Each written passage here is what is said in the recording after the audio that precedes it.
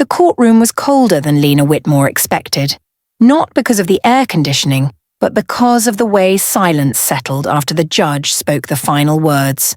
Divorce granted, assets divided, case closed. It was over in less than 10 minutes. 4 years of marriage reduced to a signature and a nod. Lena picked up the pen with steady hands. No shaking, no hesitation. Grant Whitmore watched closely from across the table, waiting for something. A crack in her composure, a tear, a last-minute plea. He had seen investors break under less pressure. He expected the same from her. But Lena signed without a word. The prenup did exactly what it was designed to do. She walked away with no property, no financial compensation, no public acknowledgement of what she had given up. Grant kept the apartment overlooking the Manhattan skyline. He kept the accounts, the connections, the narrative. Even the lawyer looked briefly uncomfortable, sliding the papers toward her, as if apologizing with his eyes. Behind Grant, Sloane Mercer stood perfectly still, impeccably dressed, calm, victorious. The woman who would replace Lena in every room that mattered. Lena didn't look at her. She didn't need to. She had already learned what betrayal sounded like in quiet spaces. When the judge stood, everyone else followed. Chairs scraped softly against the floor. Grant leaned back, satisfied, checking his phone as if this were just another meeting between calls. Lena rose last. She adjusted the strap of her worn leather bag on her shoulder and the only thing she brought with her, and turned toward the exit. No speech, no confrontation, no dramatic goodbye. Outside, the steps of the Manhattan courthouse were crowded with people who didn't know her name and didn't care to. Lawyers, assistants, strangers rushing through their own lives. Cameras flashed briefly, not for her but for Grant. He paused, confident, placing a hand at Sloane's lower back as if to mark territory. The message was clear. He had won. Lena stood off to the side, invisible by design. Her phone buzzed once in her hand, a notification she didn't open. The city hummed around her, taxis honking, heels clicking against stone, a distant siren slicing through the afternoon air. This was the moment everyone expected her to fall apart. The moment pity would make sense. She didn't move. Grant laughed softly at something a reporter said. Sloane smiled, practiced and bright. And then, from the edge of Fifth Avenue, a long black limousine slowed. It wasn't flashy. No announcement. Just the quiet confidence of something that didn't need permission to exist. The car stopped directly in front of Lena. The driver stepped out, opened the door and spoke one sentence that changed everything. "Ms. Whitmore," he said calmly, "your ride is ready." Grant's smile froze. Lena didn't look back at them. She simply took one breath, lifted her chin, and walked forward. Not away from something, but toward whatever came next. People always assume a prenup is about money. They imagine numbers, properties, percentages neatly divided before love ever has a chance to fail. But for Lena Whitmore, the prenup was never just a legal document. It was a quiet warning she chose to ignore. Grant had presented it 2 months before the wedding, sliding the folder across a polished table in a midtown law office.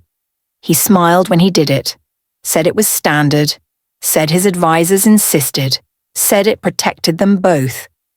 Lena remembered feeling a brief flicker of discomfort, the kind you push down when you want to believe in a future more than you fear the truth. At the time, she had a career of her own, a sharp mind, a reputation that mattered. She told herself she didn't need his money. She told herself love didn't require leverage. So she signed.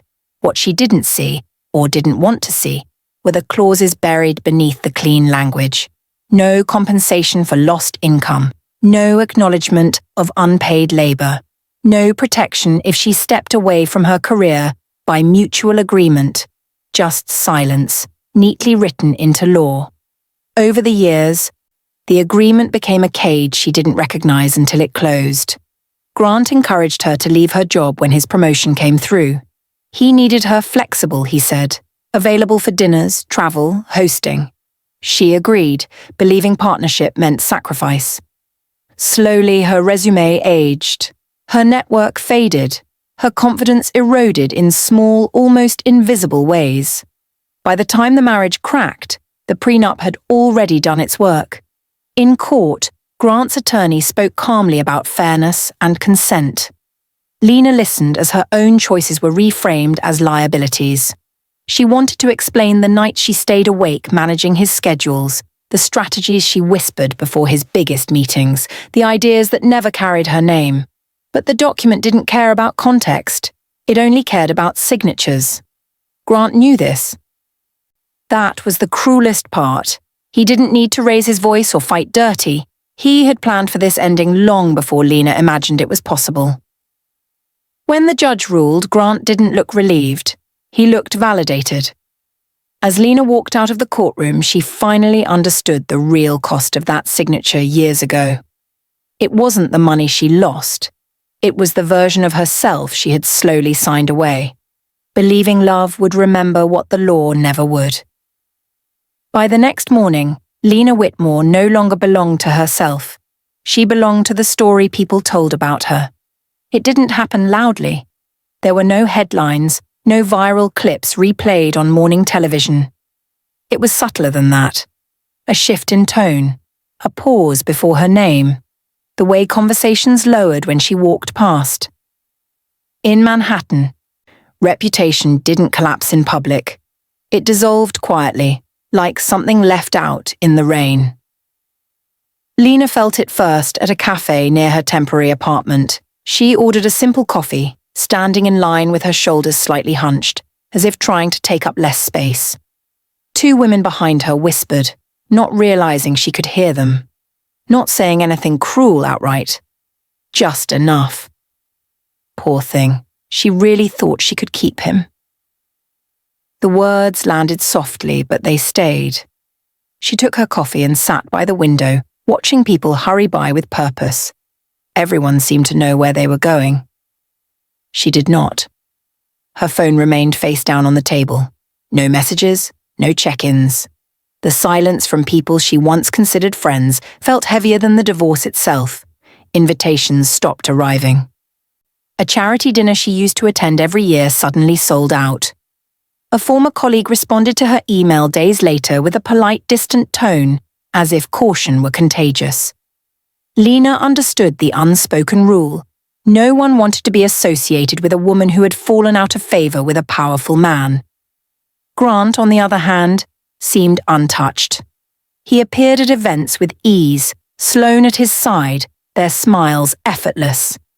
The story had already been written for him. Successful executive moves on. Younger woman steps in. Life continues. In that narrative, Lena was a footnote, the wife who didn't keep up. What hurt most was not the judgment. It was the erasure. People assumed she had nothing to offer now. No position, no access, no value. They mistook her silence for weakness, her restraint for shame. They didn't know how much strength it took to remain composed while being slowly rewritten as a cautionary tale. That evening, Lena stood in front of her bathroom mirror, studying her reflection. She looked the same eyes, same posture. But the world had decided she was smaller. She wrapped her coat tighter and stepped back outside, blending into the city that had already moved on. If this was the role assigned to her, the woman everyone pitied, she would accept it for now. Because invisibility, she was beginning to realize, could also be a kind of shelter. Lena didn't discover the theft all at once. It revealed itself slowly, the way betrayal often does. Not as a single shock, but as a pattern you can no longer ignore. It started with an article she almost skipped. A glossy business feature circulating quietly through industry newsletters. She recognized the language before she reached the second paragraph. The phrasing, the structure, even the way the risks were framed as opportunities. Her chest tightened as she kept reading because she had written something almost identical years ago. Not published, not credited, but written. The strategy now being praised belonged to Sloane Mercer. Lena Lina sat at the small table in her rented apartment, laptop open, scrolling back through the article again and again as if the words might change. They didn't. The concept was unmistakable. A framework Lina had once developed during late nights, mapping consumer behavior patterns while Grant slept beside her. She had shared it casually back then, over dinner conversations, half-finished thoughts spoken out loud. She never imagined those ideas would survive her marriage without her. But they had. The more Lina searched, the clearer it became. Sloane's sudden rise wasn't accidental. She was being positioned as visionary, sharp, indispensable, invitations, panels, quiet praise from people who used to nod thoughtfully when Lina spoke. Now those same people quoted Sloane's insights as if they were new. Lina considered what it would take to expose the truth. She opened old folders, scanned through notes, emails, timestamps. The evidence existed, but not enough of it lived where it mattered. Too much had been spoken, not sent. Too much trust, not enough protection. Grant dismissed her concerns the first time she mentioned it. He didn't even look surprised. He smiled thinly, said ideas weren't owned, said she was being emotional. He suggested gently that she focus on moving on. The conversation ended before it truly began. That was when Lina understood the second betrayal. Grant hadn't just benefited from her silence. He had relied on it. He knew she lacked the leverage to fight back, and he knew Sloane did not. The power imbalance wasn't accidental. It was structural. That night, Lina closed her laptop and sat in the dark, the city's glow slipping through the window. She felt the familiar urge to shrink, to let it go, to accept the loss quietly. That was the version of her everyone expected. Instead, she did nothing. No confrontation, no posts, no desperate reach for validation. She let the theft stand, not because it didn't matter, but because she was beginning to understand something more dangerous than stolen ideas. The people who thought they had won had no idea how exposed they really were. The night came quietly, without drama or warning. No storm outside, no crisis call. Just silence settling in around Lina Whitmore like a weight she could no longer hold up. Her apartment was barely furnished. A narrow bed, a small table, one chair by the window. The kind of place meant to be temporary, where nothing asked you to stay. She sat on the edge of the bed with her coat still on, hands folded, staring at the wall as if it might explain how everything had slipped away so completely. For the first time since the divorce, she allowed herself to feel it all at once. The exhaustion hit first, not physical, but the deeper kind that comes from being strong for too long. Years of choosing patience, years of softening her voice. Years of telling herself that sacrifice would eventually be seen. Her chest tightened as the realization settled in. None of it had protected her. Lina reached for her Kindle on the nightstand, more out of habit than intention. The screen lit up softly in the dark, opening to a passage she had bookmarked weeks ago from Meditations by Marcus Aurelius. She read the words slowly, almost mechanically. About endurance, about dignity, about not allowing external forces to dictate the state of your soul. The irony stung. She closed the device and pressed her palms against her eyes, breathing through the ache that rose in her throat. This was the moment she had been avoiding, the one where no one was watching, where composure no longer mattered. Her thoughts turned sharp, cruel. Maybe they were right. Maybe she had miscalculated everything. Maybe walking away had been a mistake she would never recover from. Her phone buzzed once on the table. An unknown number. She didn't answer. She couldn't trust her voice not to break. Instead, she stood and walked to the window. Below her, the city moved without pause. Lights flickered on and off in distant buildings. Somewhere people laughed. Somewhere else, deals were being closed. Life uninterrupted. Lina rested her forehead against the glass and finally let the tears come. Quietly, without sound. Not the kind that demanded comfort, but the kind that emptied something heavy from her chest. She cried for the woman she had been before she learned how easily devotion could be exploited. She cried for the future she thought was guaranteed. When it passed, She wiped her face and straightened her shoulders. That night did not break her. But it came close enough to teach her something essential. Strength was not about enduring forever. Sometimes it was about surviving the moment that almost ended you, and choosing to stand up the next morning anyway. The steps outside the courthouse felt wider than they had the day before, as if the city itself had created distance between Lena Whitmore and the life she had just left behind. She stood at the edge of the crowd, hands tucked into her coat pockets, watching the scene unfold without stepping into it. Grant emerged first, confident as ever. His posture was relaxed, his expression open, the practiced calm of a man who knew exactly how the story would be told. Sloane followed closely, heels clicking against stone, her smile measured and deliberate. Cameras turned toward them instinctively. Not because anyone had asked questions, but because power drew attention the way light drew insects. Lena remained still. She could hear fragments of conversation drifting through the air. A reporter murmuring about a clean break.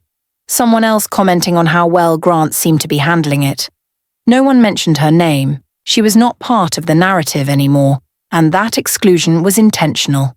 A gust of wind swept across the steps, tugging at her hair. Lena adjusted her coat and took a slow breath. This was the moment people expected a reaction, a look of devastation. Anger, regret, something to confirm what they already believed. That she had lost. Grant glanced in her direction briefly.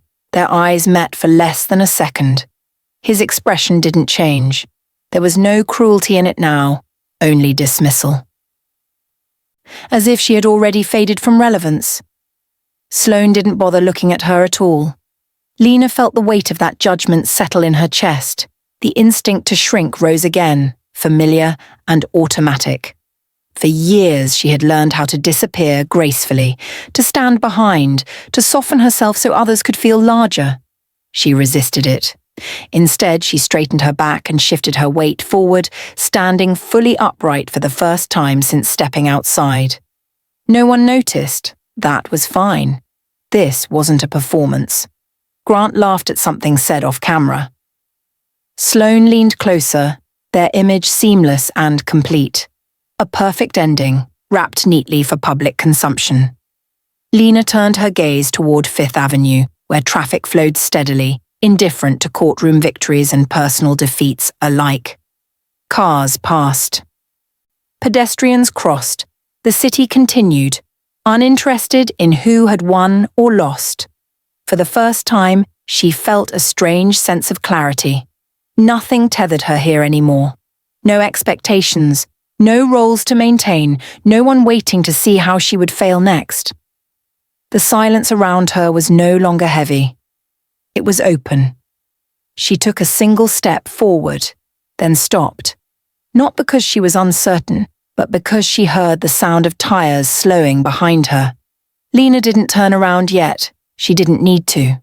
Some shifts announced themselves quietly, right before everything changed. The sound came first, low, controlled, unmistakable, tires slowing against the pavement, an engine designed not to announce itself yet impossible to ignore. The kind of sound that made people look up without knowing why. Lena remained still. Behind her, conversation faltered. A reporter paused mid-sentence. Someone shifted position on the courthouse steps. Grant turned slightly, irritation flickering across his face as his attention was pulled away from the cameras that had been focused so carefully on him. A long black limousine eased into view from Fifth Avenue and came to a smooth stop directly in front of Lena. It wasn't flashy. No logos. No spectacle. Just length, polish, and quiet authority. The kind of car people didn't question, because it didn't need validation. The driver stepped out with deliberate precision, closing the door behind him before walking toward her. Grant frowned. This wasn't part of the script. Sloane finally looked over. The driver stopped an arm's length from Lena and inclined his head slightly, respectful but not rehearsed. "Ms. Whitmore," he said evenly, his voice carrying just far enough to be heard by those closest. "Your ride is ready." The words landed harder than any accusation could have. For a fraction of a second, Lena felt every gaze snap toward her. Curiosity, confusion, something sharper beneath it, doubt. She sensed Grant's disbelief without needing to see his face. He had memorized every variable of her life, or so he believed. This was not one of them. Lena exhaled slowly. She didn't ask questions, didn't hesitate. She adjusted the strap of her bag and stepped forward. The driver opened the door, revealing a quiet interior lit with soft, muted light. No rush, no pressure, just space. Grant took an unconscious step forward before stopping himself. His jaw tightened. The cameras, confused, shifted angles. Sloane's expression flickered, not anger but calculation. She was already trying to understand what this meant. Lena paused at the door. For the first time, she glanced back. Grant's confidence had cracked just enough to be visible. Not fear, not yet, but something close. Uncertainty. The sudden awareness that a piece of the board had moved without his permission. Lena didn't smile. She didn't need to. She stepped into the limousine, the door closing behind her with a soft, final sound that cut through the noise of the street. The engine hummed again, calm and controlled, as the car pulled away from the curb. On the courthouse steps, Grant stood frozen, cameras capturing an expression he hadn't prepared for. And Lena, watching the city slide past the tinted window, felt something shift deep inside her. Not relief, control. The door sealed with a soft, deliberate sound. Cutting Lena off from the courthouse, the cameras, and the life she had just been pushed out of. Inside the limousine, everything felt muted. The noise of the city became distant, as if wrapped in thick glass and intention. She didn't relax. Lena sat upright, hands folded in her lap, eyes forward.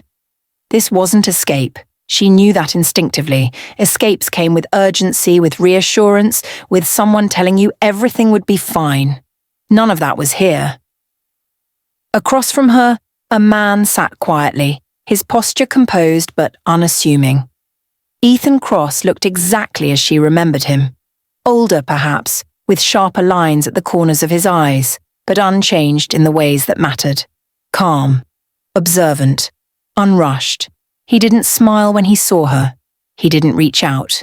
He didn't ask if she was okay. That was the first thing that unsettled her. "You didn't have to come," Lena said finally, her voice steady despite the tension in her chest. Ethan met her gaze without flinching. "I didn't," he replied. "You did." The words hung between them, heavy with implication. She studied him more carefully now. The tailored coat, the quiet confidence of someone who had nothing to prove.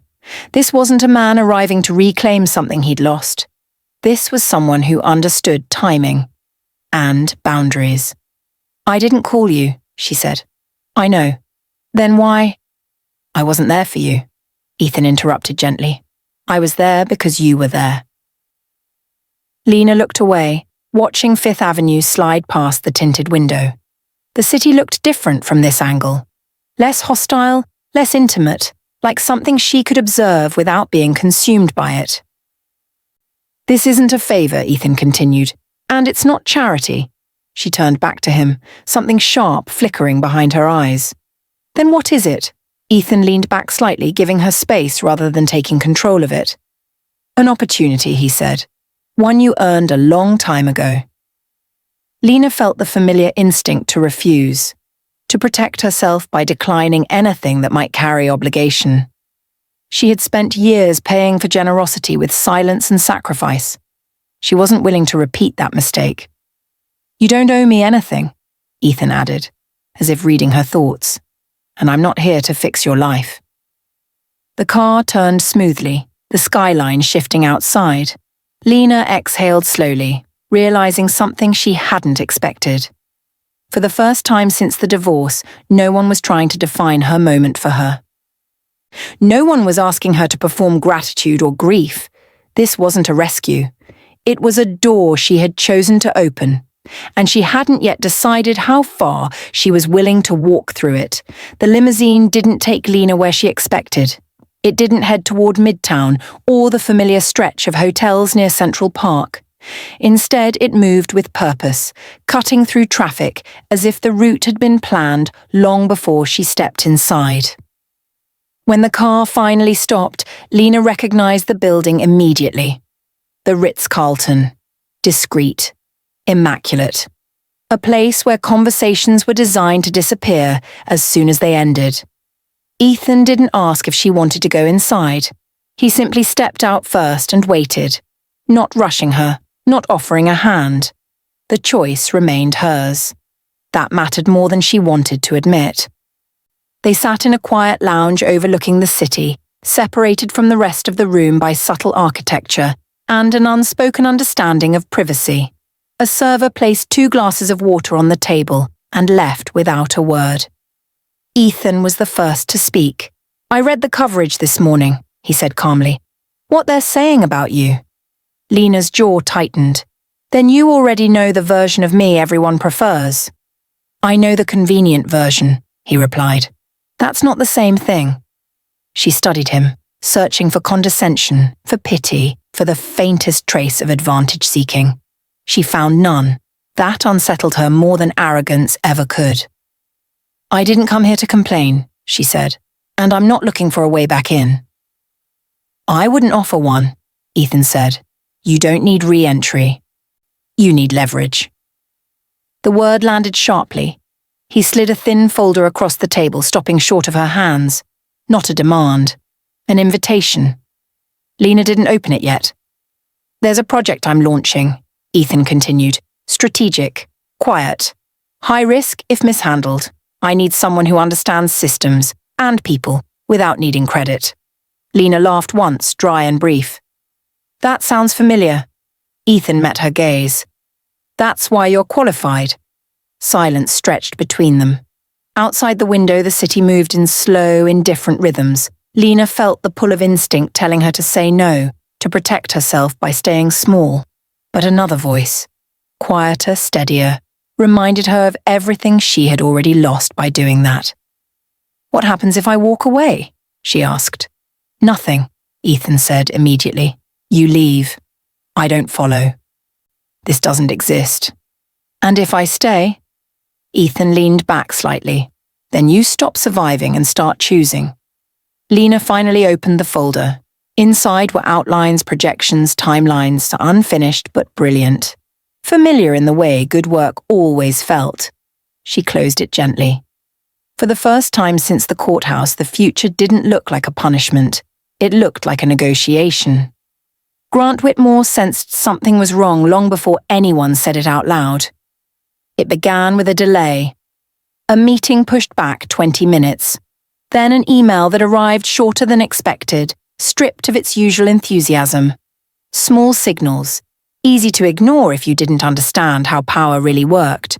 Grant understood. He had built his career reading hesitation the way others read spreadsheets. Still, he told himself it was coincidence. He stood in a glass-walled conference room overlooking Park Avenue, Mont Blanc pen resting between his fingers as he waited for the call to begin. This deal was supposed to be routine, months of preparation, quiet assurances, a signature away from securing his position for the next year. He had already pictured the announcement, the congratulations, the way Sloane would look at him afterward. The screen flickered on. The faces on the other end were polite but distant. No smiles, no small talk. Grant adjusted his tone instinctively, leaning into confidence. He spoke first, outlining the final terms, framing the opportunity exactly as rehearsed. When he finished, there was a pause. "We're going to need more time," one of them said carefully. Grant frowned. "Time for what exactly?" "For reconsideration," another voice added. "Certain assumptions in the framework don't align with our revised risk tolerance." The words were measured, professional, but final. Grant felt irritation flare beneath his calm. Those assumptions were validated months ago. "Yes," the first voice replied. "They were." The call ended sooner than expected. No argument, no negotiation, Just a polite withdrawal wrapped in neutral language. Grant sat back slowly, pulse tightening in his throat. This wasn't how things worked. Not for him. He reached for his phone immediately, firing off messages, calling contacts who usually responded within minutes. Nothing. Across town, Sloane sat in a cafe, scrolling through her phone with growing unease. A colleague she trusted avoided her questions. An invitation she expected never arrived.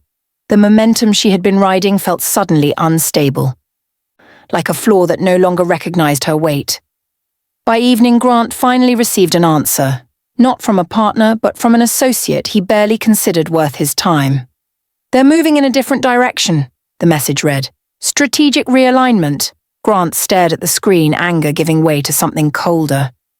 Realignments didn't happen without influence. Someone had touched the board. He thought of Lena, not because he suspected her, but because she was the only variable that had changed. And that made no sense. She had walked away with nothing. No position, no leverage, no access. That was what he believed. As night settled over the city, Grant stood by his window, watching the lights flicker on across the skyline. For the first time in years, he felt the unfamiliar sensation of ground shifting beneath his feet. He didn't know who had moved against him, only that it had already begun. Lena hadn't planned on opening the file that night. She told herself she was only organizing what little remained of her digital life, separating the past from whatever came next. It felt harmless, necessary even. Her laptop hummed softly on the small desk by the window. Outside, the city glowed with late-night patience, unaware of how close old decisions lingered beneath the surface. Lena scrolled through folders she hadn't touched in years, labeled carefully, professionally. Habits from a life she was told no longer applied to her. Then she saw it. A directory buried 3 layers deep, unassuming, dated from a time before the marriage changed the shape of her days. She clicked it open and froze.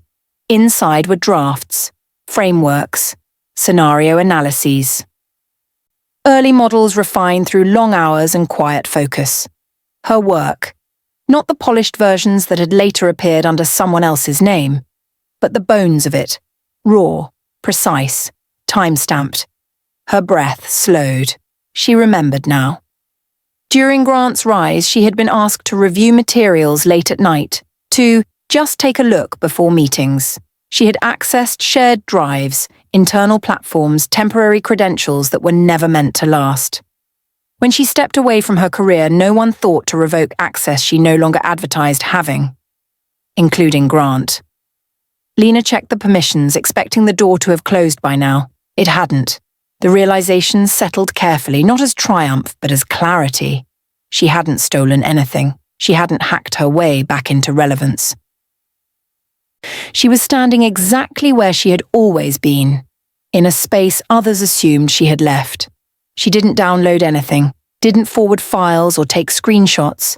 She simply read, compared, noted the evolution of ideas she recognized intimately, the gaps, the shortcuts, the assumptions that had never been tested.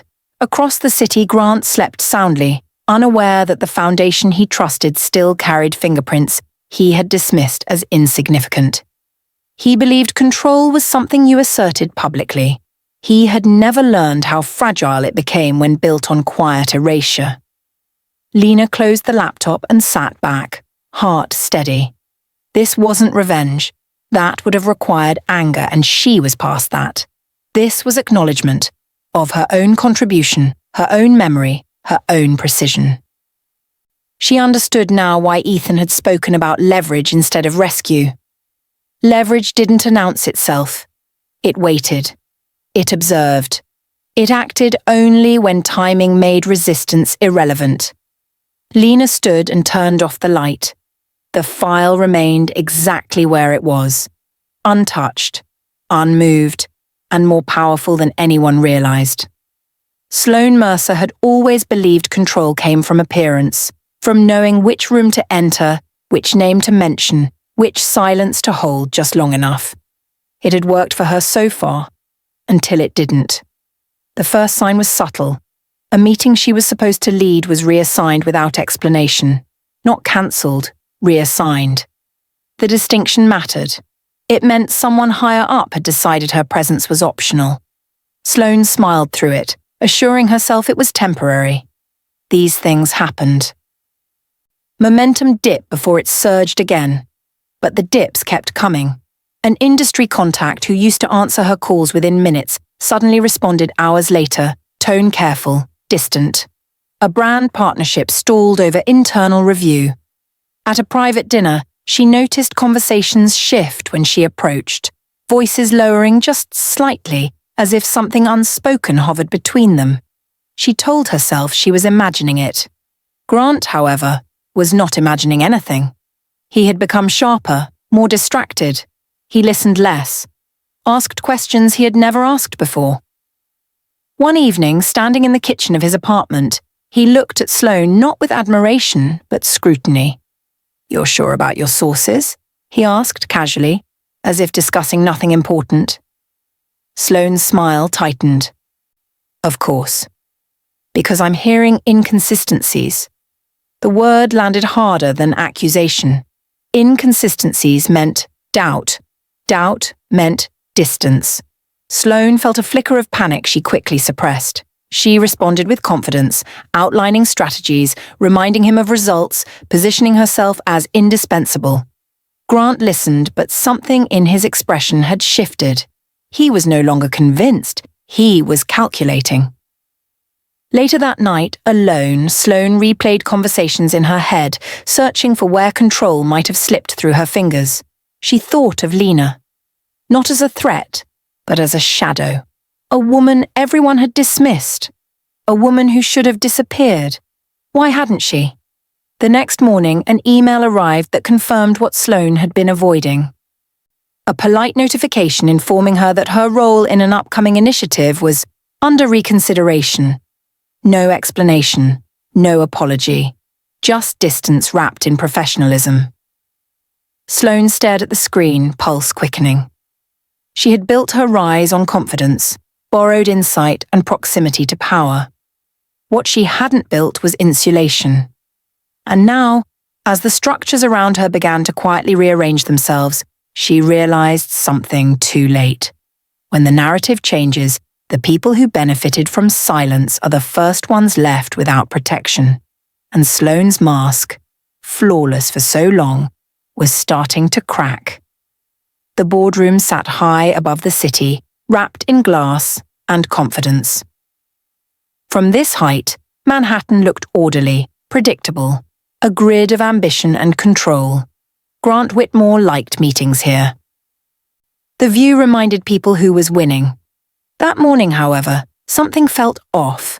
Grant took his seat at the head of the table, fingers resting lightly against a Mont Blanc pen, eyes scanning the room. Familiar faces filled the chairs. Executives, advisors, partners, but the energy was different, quieter, watchful. No casual banter. No easy reassurance. The meeting began without ceremony.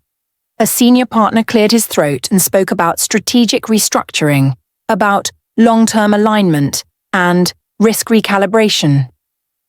The words were careful, neutral, impossible to challenge directly. Grant listened, irritation building beneath his calm. This wasn't what had been promised. This wasn't the agenda he had reviewed. Then the door opened. Grant didn't look up at first. He assumed it was an assistant running late. But the silence shifted. Attention redirecting as one. When he finally raised his eyes, his breath caught before he could stop it. Lena Whitmore stepped into the room. Not hesitantly. Not apologetically. She wore a simple tailored suit, understated and precise. No jewelry that demanded notice, no expression that sought approval.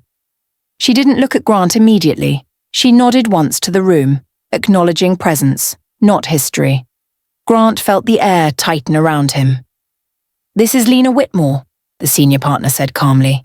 "She'll be joining us as an external strategic consultant on this initiative." Consultant. The word echoed louder than it should have. Grant's mind raced. This was impossible. Lena had no position, no firm, no visible leverage. She had walked out of court with nothing. He had watched it happen. He had planned for it. Lena finally met his gaze. There was no triumph in her eyes, no accusation, just clarity, the kind that came from standing exactly where you belonged. She spoke then, voice steady, outlining risk models, systemic weaknesses, projections that felt uncomfortably familiar. Grant recognized the logic immediately. He had built on versions of this thinking for years, versions stripped of nuance, polished by others. But this was the original. As Lena spoke, heads around the table nodded. Notes were taken, questions were asked, to her. Grant sat frozen, understanding dawning too late. This wasn't revenge. This wasn't a public takedown. This was something far more devastating. Lena hadn't returned to prove him wrong. She had returned because the room finally realized she had always been right. And Grant, for the first time, understood the cost of mistaking silence for absence. The shift didn't happen with headlines. It never did. It began the way real collapses always do, quietly, behind closed doors, in conversations people assumed would never surface. Grant noticed it in the pauses. Emails that once came back within minutes now arrived hours later, phrased carefully, stripped of warmth. Meetings were postponed, then shortened, then quietly delegated to people who used to report to him. No one challenged his authority outright. They didn't have to. Authority eroded when no one felt the need to acknowledge it. At first, he blamed timing, market conditions, external pressure. He told himself this was temporary. He had survived volatility before. He had built his reputation on resilience. But resilience required trust, and trust was slipping. An internal review was announced without his input. Routine, they said, standard governance. Grant listened as the explanation unfolded, feeling the room tilt slightly out of alignment. Questions were asked, not accusatory but precise, requests for clarification. Documentation, justifications for decisions that had never been questioned when the outcomes were favorable. Across the city, Sloane felt the ground give way faster. Her invitations stopped entirely. A luxury brand she had been consulting for ended the partnership with a carefully worded statement about realignment of values. Another contact cancelled a lunch with no reschedule. The social insulation she had relied on, proximity to Grant, borrowed credibility, vanished the moment it became inconvenient. She confronted him one evening, voice sharp with fear she could no longer disguise. "They're pulling away," she said. "Something's happening." Grant didn't deny it. He didn't reassure her either. "Stay quiet," he told her. "Let this pass." But Sloane knew better. Silence only protected people who still mattered. Within weeks, the investigation widened. Not criminal. Not yet. But reputational damage didn't require verdicts. It required doubt. And doubt, once introduced, spread quickly through systems built on confidence. Grant watched his name shift in context, no longer paired with growth and leadership, but with caution. Risk. Exposure. The kind of words that never fully disappear once attached. One morning, standing alone in his office before sunrise, he scrolled through industry news on his phone and realized something terrifying.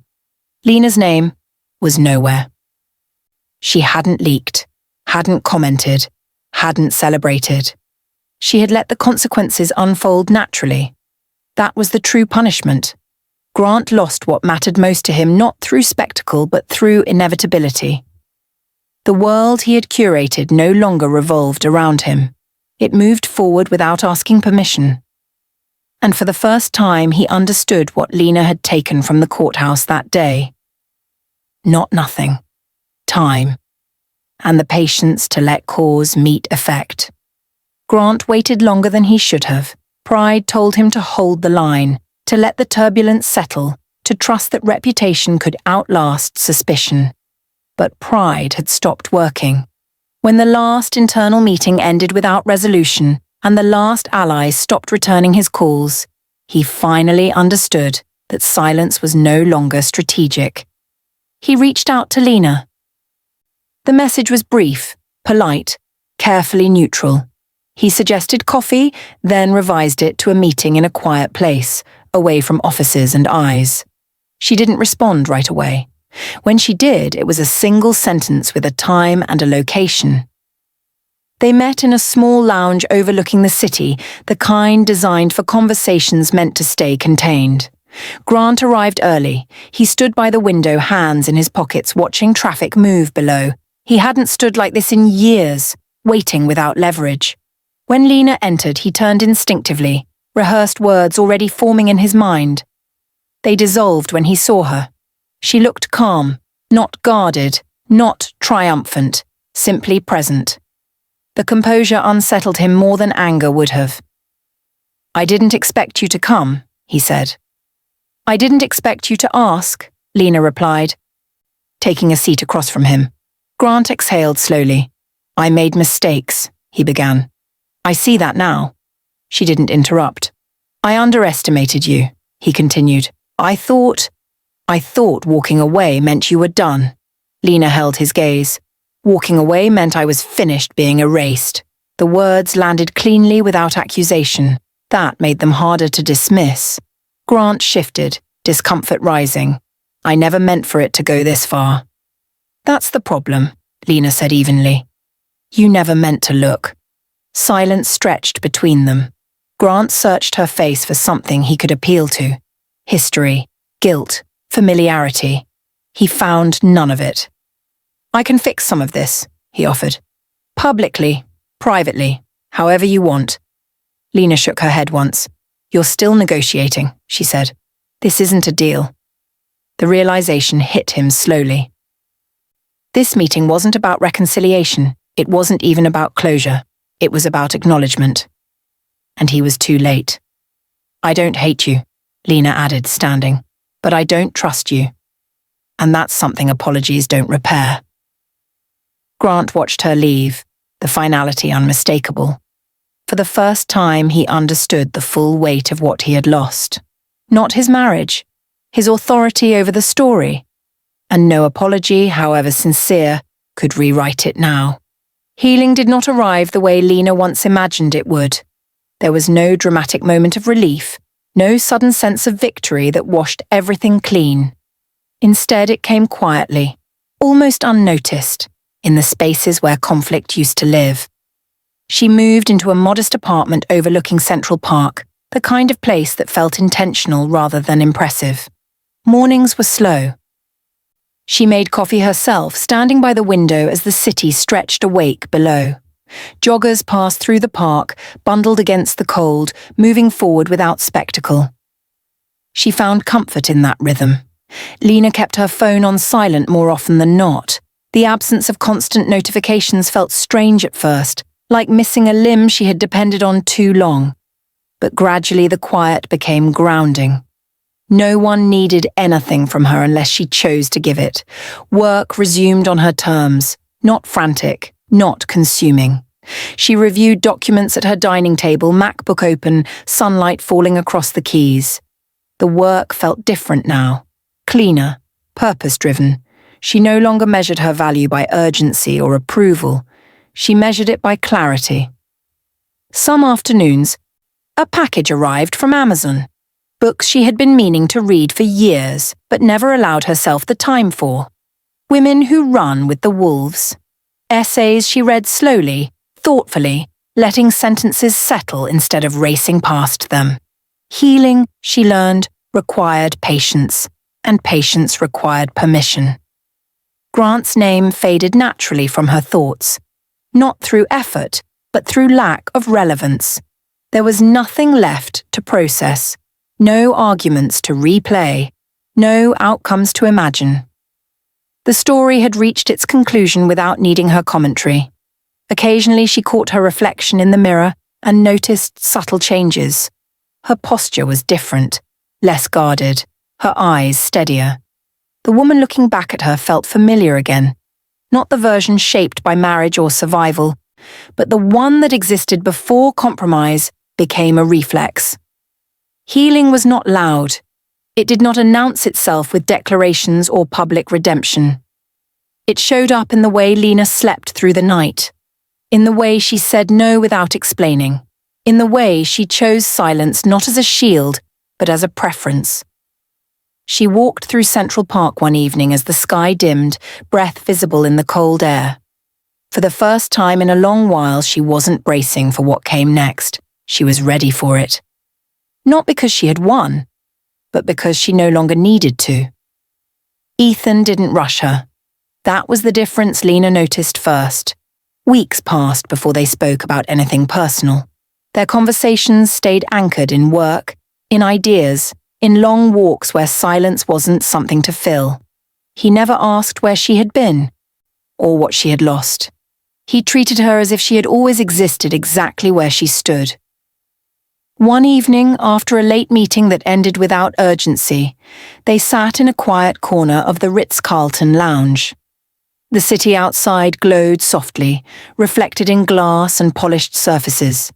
It felt removed from the noise of ambition, designed for truths that didn't need witnesses. "There's something you should know," Ethan said at last. Lina didn't tense. She waited. "I didn't show up that day to surprise you," he continued. "I was already in the city. The timing wasn't planned." She raised an eyebrow slightly. "But the car was." "Yes," he said, "because I hoped I'd see you." He didn't dress it up. No dramatic pauses, no justifications, just honesty laid flat. Years ago, before Grant, before the marriage that reshaped her life, Ethan had offered her something simpler. Not a future mapped out in certainty, but curiosity. Partnership. A shared way of thinking. Lina had turned him down then, believing stability mattered more than possibility. Ethan had accepted it without resentment. "I never stopped respecting your choice," he said, "even when it cost me." Lina looked at him carefully now, seeing not longing but restraint, the kind that came from someone who understood timing better than desire. "I didn't reach out during your marriage," he added, "and I wouldn't have after the divorce if you hadn't stepped forward yourself." "So this isn't a second chance?" she asked. Ethan smiled faintly. "It's not a chance at all unless you want it to be." The simplicity of it caught her off guard. For so long, love had come with expectations, conditions, unspoken debts. This felt different, cleaner, scarier in its own way. "I'm not ready to be saved," Lina said quietly. "I know," Ethan replied. "That's why this works." She exhaled slowly, feeling something settle rather than rise.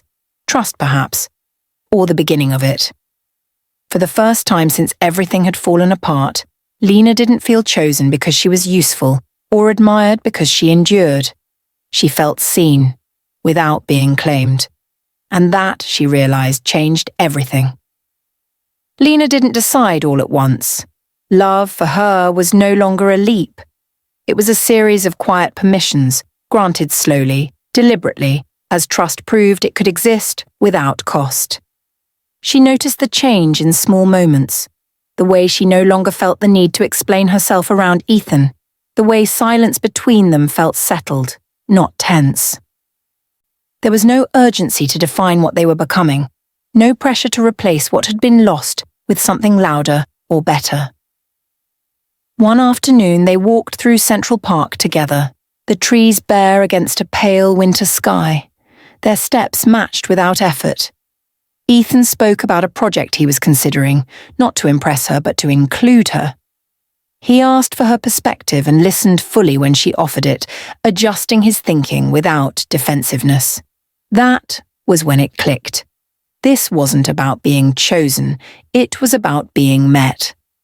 Lina had spent years adapting herself to fit someone else's life, trimming edges, quieting instincts, convincing herself that compromise was proof of maturity. What she felt now was different. She wasn't shrinking. She wasn't performing strength or independence. She was simply present. They stopped near a frozen pond, watching the thin layer of ice catch the light. Ethan turned to her, expression open, unguarded. "I don't need an answer," he said. "I just want to be honest about where I stand." She nodded. appreciating the absence of expectation. "I care about you," he continued. "Not for what you've survived, not for what you can build, just for who you are when nothing is demanded." Lena felt the familiar instinct to retreat, the reflex built from lessons learned the hard way. But it didn't take over this time. She let the words land, letting herself believe that affection could exist without transaction. "I'm not afraid of love," she said finally. "I'm afraid of losing myself in it." Ethan's response was immediate, steady. "Then don't." The simplicity of it loosened something in her chest. Choosing him wasn't a rebellion against her past. It wasn't a statement. It was a continuation of healing, of self-respect, of boundaries she no longer apologized for having. That evening, as they parted at the edge of the park, Ethan didn't pull her closer. He didn't seal the moment with promise. He simply waited, giving her space to choose again tomorrow if she wanted. Lena walked home alone, calm and clear. For the first time, love didn't feel like a risk she had to calculate. It felt like a decision she was finally free to make. They didn't announce it. There were no glossy invitations, no engagement photos staged for approval. When Lena and Ethan decided to marry, it happened the same way everything meaningful between them had begun, quietly, without witnesses who didn't need to be there. The ceremony took place on a clear morning at a small venue overlooking the Hudson. No ballroom, no headlines, just a simple room filled with light, glass windows framing the water as it moved steadily past, indifferent to ceremony, yet perfect for it. A handful of people attended. 2 close friends from Ethan's side. 1 colleague Lena trusted. No family drama, no obligations. No one who needed convincing. Lena wore a simple dress, unbranded, unremarkable to anyone except the woman wearing it. There was no veil, no performance of tradition. She looked like herself, grounded, composed, fully present. Ethan stood beside her, not as someone claiming a prize, but as someone choosing a partner. When they exchanged vows, there were no promises of forever spoken like guarantees.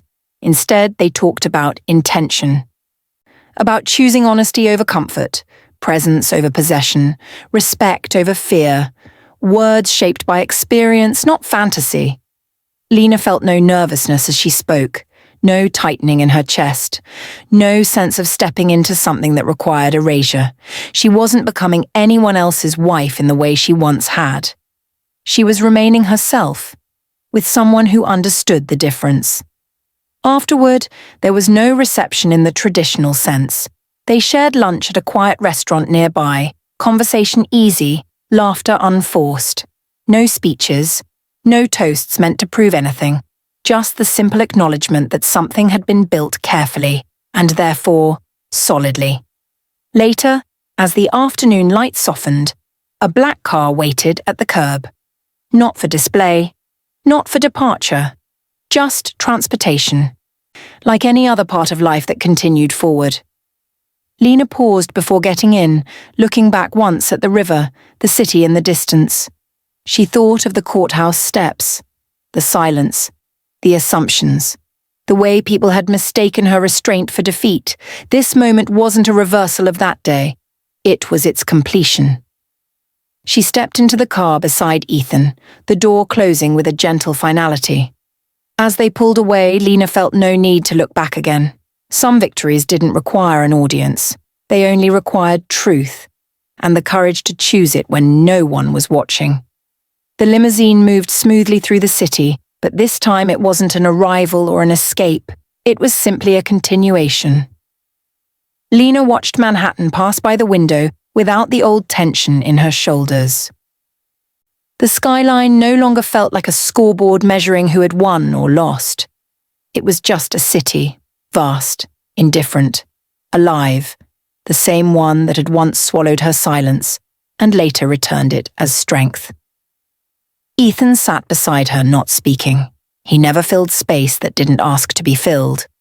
That, more than anything, told her she had chosen well. She thought briefly of Grant, not with anger, and not with satisfaction, just with distance. His fall had not come from her hand, but from the weight of his own decisions. He had mistaken control for permanence, confidence for immunity. The world had corrected him quietly, the way it always did. Sloane too would move on. Or not. Lena no longer wondered. Consequences had found their places without her supervision. Justice, she had learned, didn't always require confrontation. Sometimes it only required patience. The car turned onto a familiar street. Lena recognized it immediately, not as a symbol of wealth or power, but as a marker of choice. She smiled faintly, realizing how different that felt from the woman who had stood on courthouse steps months earlier, waiting to be seen. Back then, she had walked away with nothing visible, but she had carried something far more durable. She had carried clarity. Clarity about who she was without permission. About what love felt like without fear. About how strength didn't need to announce itself to be real. She had learned that silence could be strategic, healing could be private, and happiness didn't require witnesses. As the car slowed, Lena reached for Ethan's hand, not because she needed reassurance, but because she wanted connection. He squeezed back, steady and present. They stepped out together, equal in pace, equal in purpose. There were no cameras, no audience, no moment designed to be remembered by anyone but them. And that was the point. Lena took a breath and felt something settle fully into place. She had not been saved. She had not been rescued. She had not been rewarded for suffering. She had chosen herself, again and again, until the world adjusted. And now, as she moved forward into a life built on respect, love, and hard-earned peace, she understood the truth that tied every moment together. The most satisfying endings aren't the ones where others lose. They're the ones where you finally win, without becoming someone you no longer recognize. The story has come to an end now. And if you're still here with us at this moment, truly still here, then something in this journey touched you in a quiet way. Maybe not loudly, maybe not all at once, but enough to make you stay. What this story reminds us is something the Stoics understood deeply. You don't control what happens to you, but you do control who you become because of it. Marcus Aurelius wrote, "You have power over your mind, not outside events. Realize this and you will find strength." Lena didn't win because others lost. She won because she stopped handing her power away. To betrayal, to fear, to the opinions of people who never saw her value in the first place.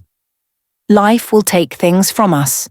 Sometimes unfairly, sometimes silently. But loss doesn't define us. Our response does. Healing doesn't need applause. Growth doesn't need revenge. As Epictetus said, first say to yourself what you would be, and then do what you have to do. Lena chose herself again and again, until the world adjusted. If this story resonated with you, if it reminded you that quiet strength still matters in a loud world, take a moment to like this video, share it with someone who might need it, and don't forget to subscribe, because more stories like this are waiting for you. Thank you for staying. Sometimes staying is the bravest part.